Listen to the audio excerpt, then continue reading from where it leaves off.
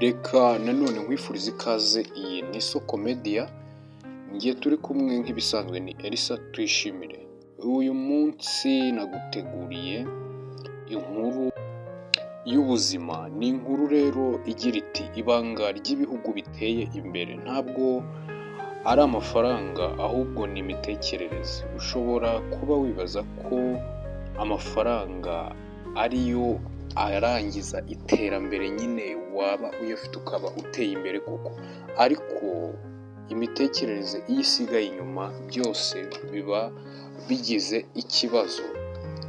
Reka dutangire. Ese wigeze wibaza impamvu hari ibihugu bigenda neza bikubaka imijyi igezweho, bikaba bifite uburezi buhanitse, ubuvuzi bugezweho, imihanda, umutekano, mu gihe ibindi bihugu bitateye imbere na nyuma y'imyaka 60 y'ubwigenge? Benshi batekereza ko ibihugu biteye imbere ari ibifite umutungo kamere mwinshi cyangwa amafaranga menshi, ariko ukuri gutangaje ni uko iterambere ritangirira mu mitekerereze, mu mico no mu miyoborere, aho gutangirira ku mafaranga. Ubukire si ryo banga, imitekerereze niyo shingiro. Reka dufate urugero rw'igihugu cya Singapore. Mu 1965 ubwo icyo gihugu cyabonaga ubwigenge, cyari gifite ubukene bukabije, kidafite ibikoresho kamere nka zahabu, peteroli cyangwa ubutaka bunini, ariko perezida wayo wa mbere Lee Kuan Yew yahisemo ibitari bisanzwe. Ni ukuvuga yahisemo guteza imbere uburezi, kurwanya ruswa, gushyiraho amategeko akomeye kandi yubahirizwa, kwigisha abaturage indangagaciro n'umuco unoze. Ibi rero byatanze umusaruro, aho uyu munsi Singapore ifite umusaruro mbumbe ku muturage umwe, icyo bita GDP per capita irenga amadolari 72,000 ku mwaka. Reka dukomeze tureba uburyo uburezi bwabaye urufunguzo mu gihugu cya Finland, aricyo dufataho urugero. Finland ni igihugu cyagaragaje ko uburezi butanga igisubizo ku bihugu bifite abaturage bake, ubutaka butari bwinshi cyangwa amafaranga adashamaje. Mu mashuri yabo nta mashuri yihariye y'abakire n'abakene, abarimu barubahwa cyane, icyo bashyira imbere ni ubwenge n'ubushobozi, si amanota gusa.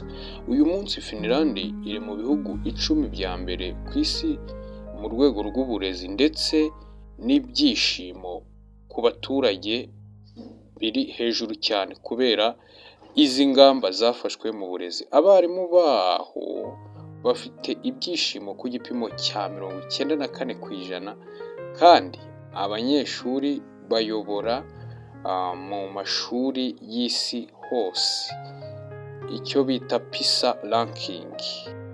Reka dukomeze n'ibanga rya gatatu ry'ibihugu biteye imbere, ari ryo ubuyobozi burambye n'ubwubahane bw'amategeko.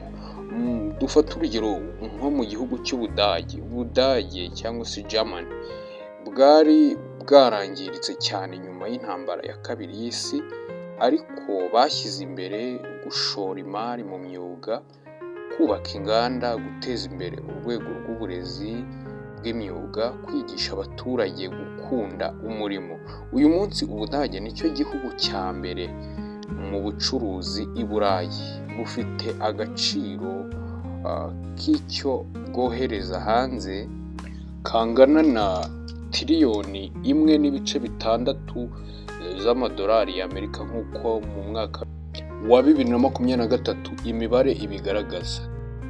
Reka dukomereze ku ibanga rya kane, ibihugu bikize birusha cyangwa se byahishuriwe mbere y'ibindi bikiri mu nzira y'amajyambere. Iryo banga nta rindi, ni impamvu nyamukuru: sisitemu zikora kurusha amagambo.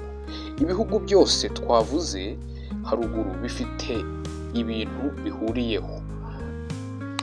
harimo kugira amategeko yubahirizwa, abayobozi babazwa ibyo bakora, ndetse abaturage bafite umurimo, kwiyubaha n'indangagaciro, batekereza ku bihe bizaza kurusha kwihuta bashaka inyungu za buri munsi. Nta ruswa, nta gucunga nabi umutungo, nta micungire y'abakozi badashoboye. Icyo bareba ni igihugu kirambye, si umuntu umwe. Rero tugera ku musozo w'iyi nkuru yacu, reka ubwire yuko hari ubutumwa natanga ku banyarwanda n'abatuye isi yose by'umwihariko. Niba igihugu cyawe gikennye, wenda si ikibazo cy'amafaranga, ahubwo ni ikibazo cy'imitekerereze. Twafashe igihe kinini dushinja ibihugu byakolonije ko ari byo ntandaro y'ubukene tubona mu bihugu bya Afurika uyu munsi, ndetse n'ahandi henshi ku isi hatandukanye. Ariko kandi igihe kirageze kugira ngo duhindure imyumvire, dutangire kubaka ejo hazaza.